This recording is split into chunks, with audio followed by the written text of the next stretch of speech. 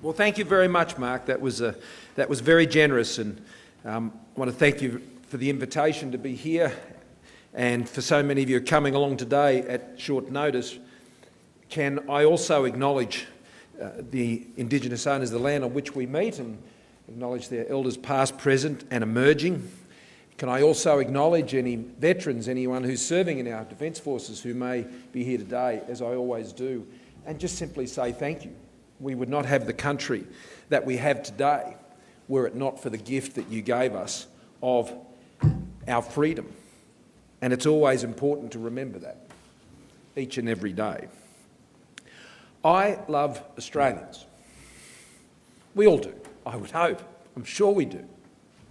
But I've got to tell you, over these last few years, the depth of my affection has only grown because I've had the experience, and Jenny has joined me on so many occasions, when we have seen Australians at their most trying of times, often at some of their most jubilant.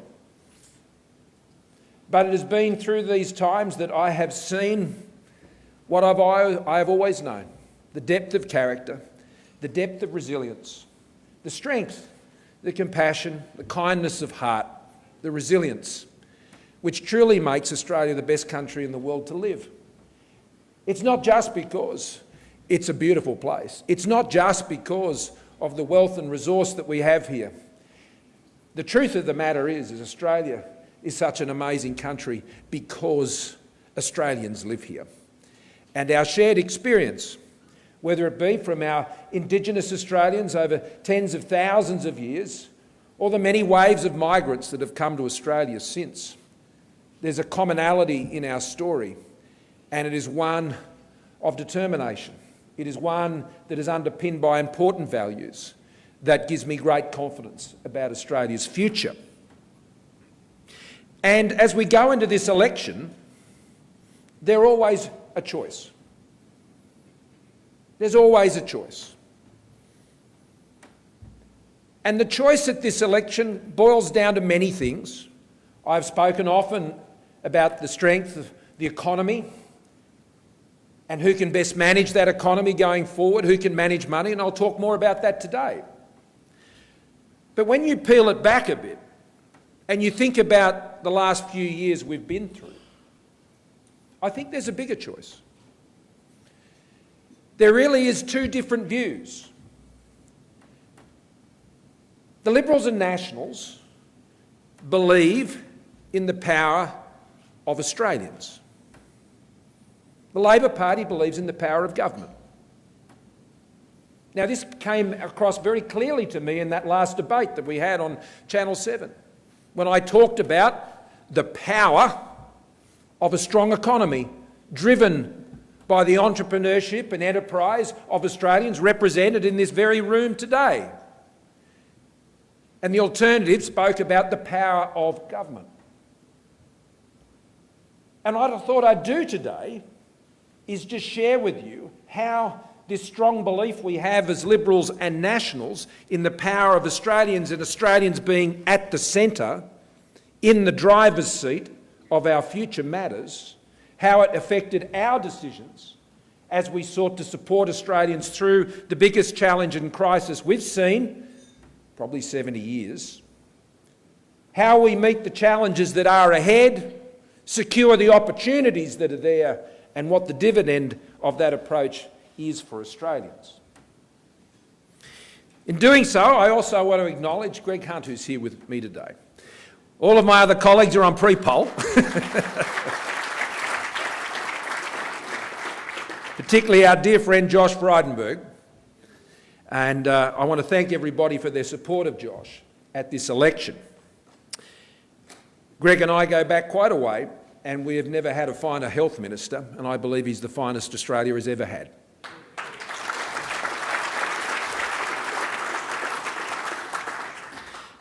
And I mention Greg because I want to start with how we made decisions during the pandemic when together with Josh and Greg and I and the many others, but mostly, I must say, dealing with the health and economic side of what this pandemic was. The three of us spent an enormous amount of time together as we navigated our way through the challenges. And we have come through this pandemic, as the New York Times has most recently written, just in the last few days. And they said that had the United States followed Australia's model, the Australian way, as I call it, 900,000 more Americans would be alive today. That's the population, in fact, more than the population of metropolitan San Francisco, when you put that in some context. We know here in this country that when you compare what is one of the lowest fatality rates from COVID in the world to the rest of like countries in the OECD, that we estimate somewhere along the lines of almost around 40,000 lives, and potentially even more, have been saved here in this country. So Australia have prevailed through the biggest global health pandemic in a century. But it hasn't just been about saving lives, because as Greg knows, from the outset we had two goals: save lives, save livelihoods, because we understood the pandemic was like a meteor, an economic meteor, hitting our country, hitting our world. And both of them had to be pursued. And I remember the first G20 meeting we had on this issue, and this is the argument I made. And I said, as the world's largest economies, we must understand that we must save lives and we must save livelihoods. And that is the path that Australia took. And that is what we have achieved. Australia's economy, as we emerge from this pandemic, is one of the strongest in the advanced world in terms of job growth, in terms of economic growth. Australia has almost 400,000 more people in work today than we did before the pandemic. Unemployment has fallen to 4% and is falling further. And you compare that to countries around the world and they cannot tell that story. And it did not happen by accident. It was not a matter of luck. It was a function of backing in Australians. We did not see this as some great enterprise of government. There was no doubt that as the chaos struck and we stared into the abyss, and as a country we had to shut our economy down, that government would have to step in. But what was the nature of that step in? And that's what I want to talk to you about. See, in times like this, as indeed at all times, governments must know what government can do and what it can't, and more importantly, what it shouldn't. And when is the time to step in, as we certainly did, and knowing when it is time to step out. And in the pandemic, JobKeeper was probably the best description of this. Saved, on our initial estimates, some 700,000 jobs, and ANU more recently has set out some 800,000 jobs. It did save the economy of Australia. It did keep people in hope and with confidence during their darkest hour. It kept businesses going, together with the cash flow boost and the many other things we did. But let's just think about what JobKeeper was and the partnership which came together, and why I don't see it as just as an initiative of government. If it was just to be an initiative of government, then we just would have paid people directly from the government. It's called social security. You do it through Centrelink. But what we understood at the start of the pandemic was that would not work. We estimated we'd be having to provide income support to an additional 2 or 3 million people. Centrelink was not built for that. You can't achieve it. Stuart Robert did a great job increasing 5-fold the capacity of Centrelink and its data and digital systems at the start of the pandemic, overwhelmed. And so we needed a plan that just didn't rely on government, but understood how the economy works. JobKeeper was about giving Australians income support. It's often referred to as a wage subsidy. You can describe it that way if you like, but that's not how I saw it. We had to get income support to millions of Australians. And so we came up with a plan. We said, employers, You know what the thing about employers are? They're in the business of employing people. That's why they call them employers. And so we went to employers knowing that they like to employ people, that they want to put people in jobs, they care about the people who work in their business, and they care about their skills and their future and their families. And we went to those employers and we said, you know how many people, if we give this level of support, you can keep, and we need you to work out who they are. And then we asked them to go and see their banks. Another important part of the economy, because we understood that the banks would understand their business better than the government would. One of the biggest mistakes people make in government is they think the government knows everything and knows everything about everything. They don't. And particularly when you're looking at the perspective from Canberra, it can be a bit of a jaundiced view. And it's often a mistake that's made in government. So we said, no, the banks understand those businesses. They will be able to look at each of those businesses and extend to them the finance to enable them to make those payments to those employees. And then we underwrote the whole deal. My point is this: it was a partnership. It understood that government worked together, not to control the economy or put itself at the centre of the economy, but to do its bit where it had to, but to enliven and back up the individual businesses, the individual employees, the judgments that were being made about how they would see themselves through. Josh and I backed Australians.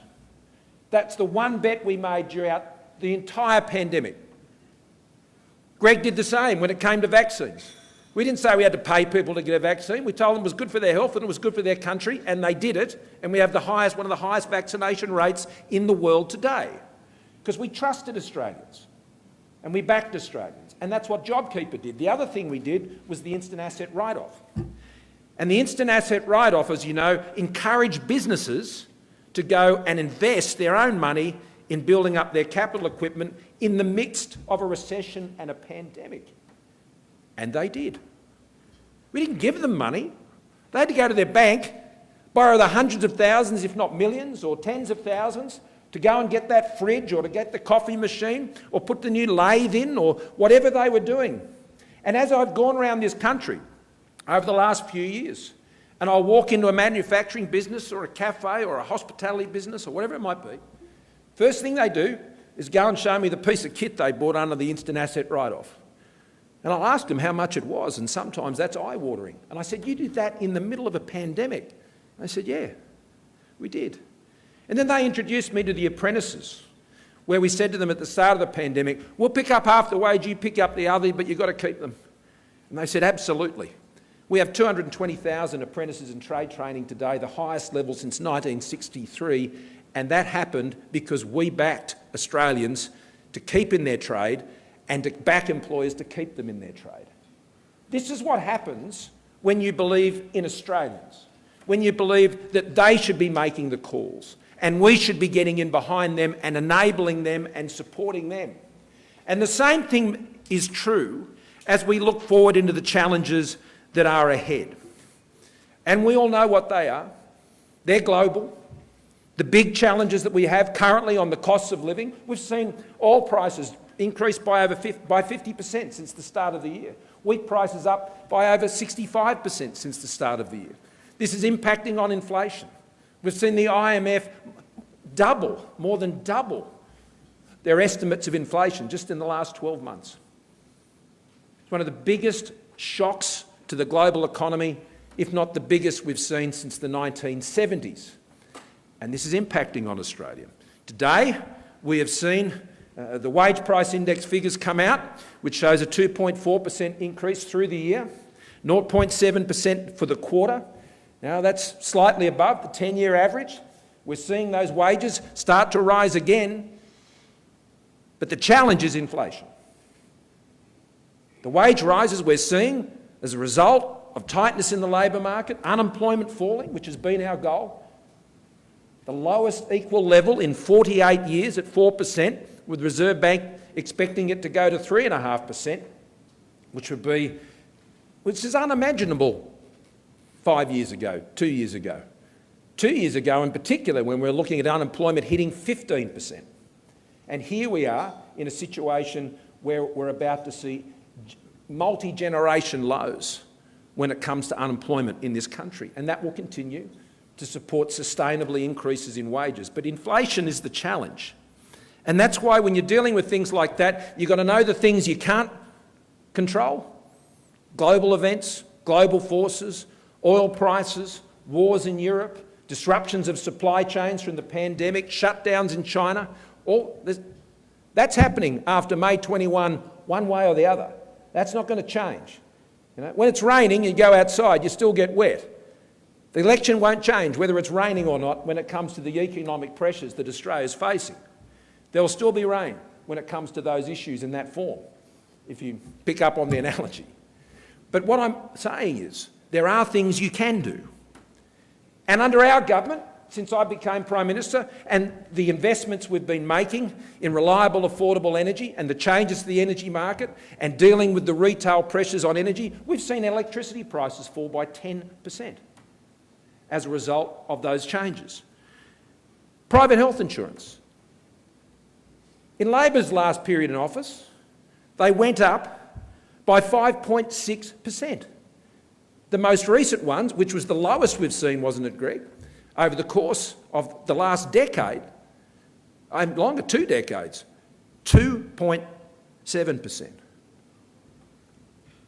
Meaningful things that we can do to reduce the cost pressures that are on Australian families. Now, you'll remember that when Labor was in power, they cut private health insurance rebate that supports families. We haven't done that. We understand that private health insurance plays an important role in our health system in this country. And in fact, it was private hospitals in particular that we went into partnership with during the pandemic to make sure that we could get the staff where we needed to get it to, and we had the beds available when we needed them, to provide the backup to the public hospital systems. We understood, once again, that it wasn't government running anything and government being the solution to everything, but it was indeed a partnership, and understanding that if you don't have a vibrant private sector in this country that is empowered, that is backed and supported, then you'll have a weaker economy and you'll have a weaker country. So the pressures on inflation, most significantly though, the things that you can manage yourself relate to your financial management as a government. Now, before we hit the pandemic, we'd balanced the budget. It took us 6 years, but we'd balanced the budget. And then we've had to embark on this very significant intervention through the course of this pandemic. But financial management and maintaining our AAA credit rating through the course of this pandemic, one of only 9 countries in the world to do so, and having responsible spending, ensuring there is discipline, these are the things that ensure that you can minimise the impact on costs of living in terms of them rising. You're putting downward pressure on rising costs of living to address those inflationary impacts, and that's why Australia's inflation rate, running at 5.1%, go across the ditch to New Zealand, it's almost 7%, go over to North America, 8.5%. Interest rates in New Zealand have risen by 125 basis points, they've gone up by 25 here. Over in Canada, the United States and UK, we've seen rises of 75 to 90 points. The economic shield of strong financial management is ensuring that these forces that are impacting on the Australian economy, Australians are getting relief from. But it doesn't happen by accident. If you drop your guard, if you drop your shield, if you hand over the financial management reins and the economic management reins to a Labor Party that doesn't know how to manage money, a Labor Party that doesn't understand the economy, and in particular a Labor leader who doesn't understand the economy, then you're dropping your shield. And Australia will be fully exposed to the full force of these global financial pressures and economic pressures that are impacting so more severely in other parts of the world. And to give you an idea, the Shadow Treasurer has only said in the last 24 hours, in terms of talking about higher deficits, oh, they have a few billion more. It's no big deal. That's loose. That's loose. And Australia cannot afford a government that would be loose with finances and loose with the economy, because Australians will pay for it. And then there's lower taxes. That's how we deal with the pressures that are coming our way. We believe in people keeping more of what they earn. That's what I said at the last election, and we have delivered on that. And in the next term, from the legislation we passed, there will be one rate of tax from $45,000 to $200,000 at 30 cents in the dollar. That's down from 37 cents and 32.5 cents. This is game-changing stuff in terms of people being able to keep more of what they earn. And we have delivered those lower taxes, 30% down to 25% for small businesses. I've already talked about the incentives for investment and the instant asset write-off. But another one that's in there, which I draw your attention to, is this, and that is the tax speed limit. Now, I'm not sure if you're aware of this, but when I was Treasurer, we made it government policy that taxes as a share of the economy could not rise above 23.9%. And you say, well, what's that number? Is that a magic number? Well, it's actually the share of taxes of the economy from the introduction of the GST through to the start of the global financial crisis as worked out by Treasury. This was a sensible mark, guardrail. Now, it does two things. The first thing it does is it says to governments, live within your means. It applies a discipline on the budget. It says that you just can't keep spending and spending and spending and expect taxes to rise and rise and rise to pay for your spending.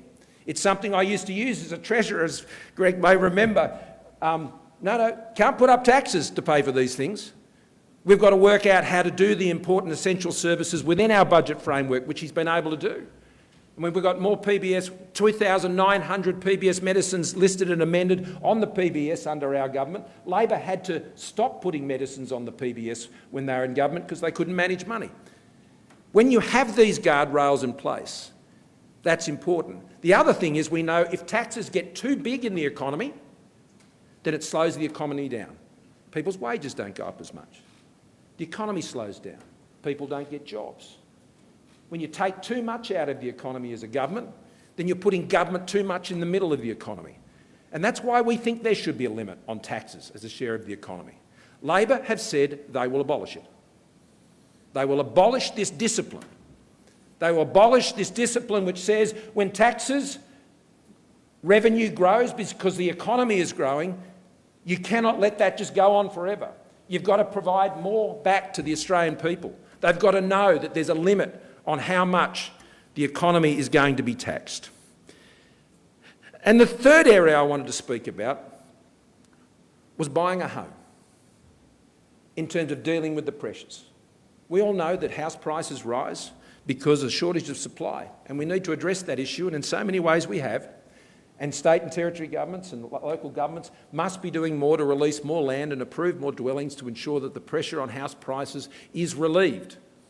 But at a federal level, we've been doing what we needed to do. The First Home Super Saver scheme, allowing Australians to invest their own money in their superannuation at lower tax rates to ensure that they could get to a deposit more quickly. Labor opposed it. The Home Builder Scheme, $25,000. We were with Sarah today down on the Surf Coast. She's just moving into a house this weekend that they've built using that $25,000 support, building more homes, more supply. Labor mocked it, said it wouldn't work. And on the weekend, I announced that Australians can get access to their own superannuation because it's their money.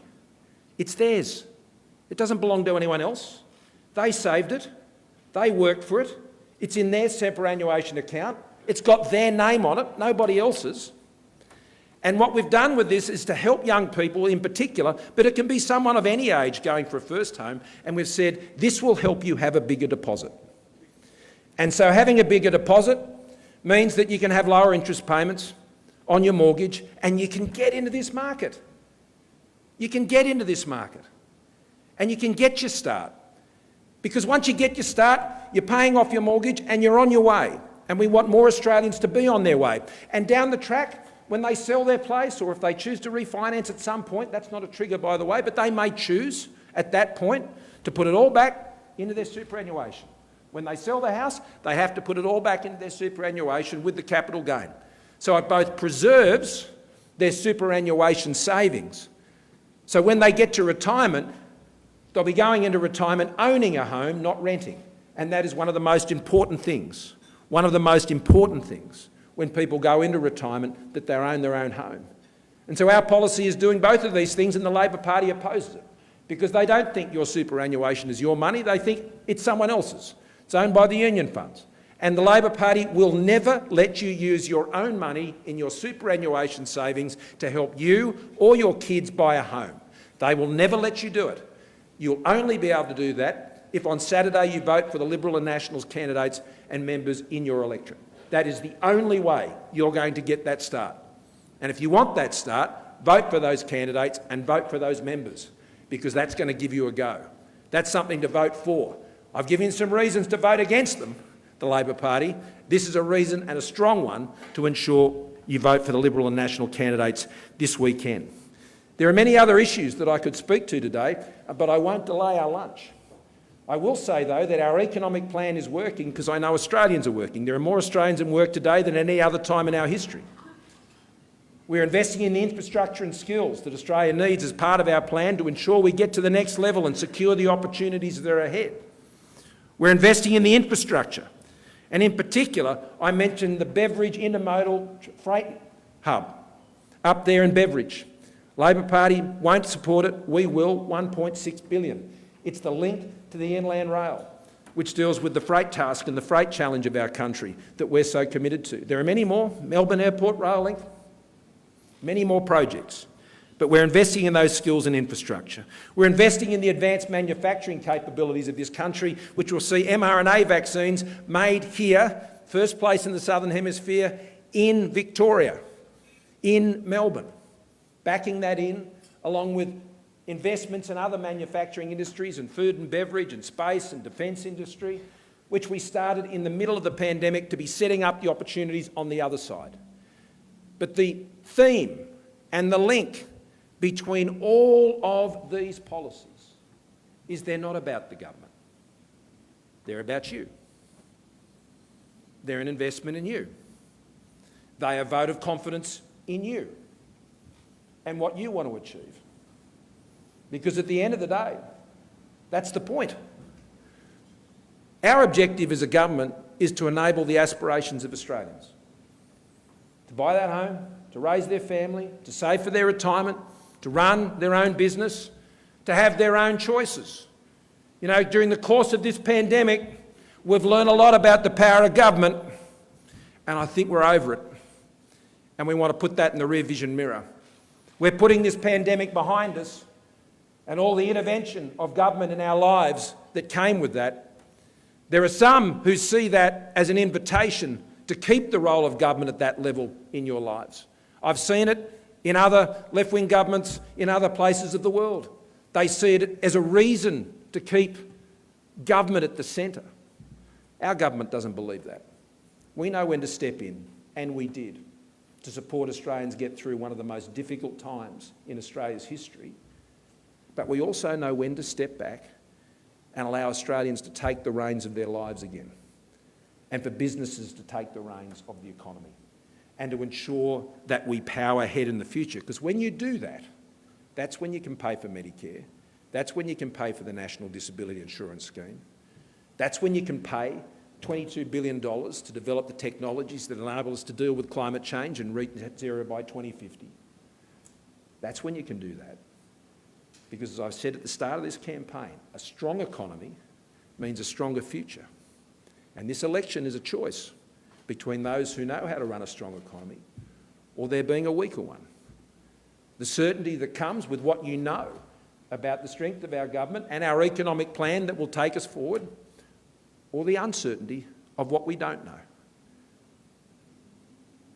It's a choice between a government that knows how to manage money and a Labor Party that won't even tell you what their policies cost and run away when asked those questions. So it's a serious choice that Australians have this weekend, a very serious choice with profound implications. We know we haven't been perfect. Who has in a 1 in 100 year pandemic? But I tell you what, each time or every time where there are challenges, we just get straight back in there, fix it and get on with it, and we keep making the same assumption that Australians will pull through if we always back them in. Thank you very much for your attention.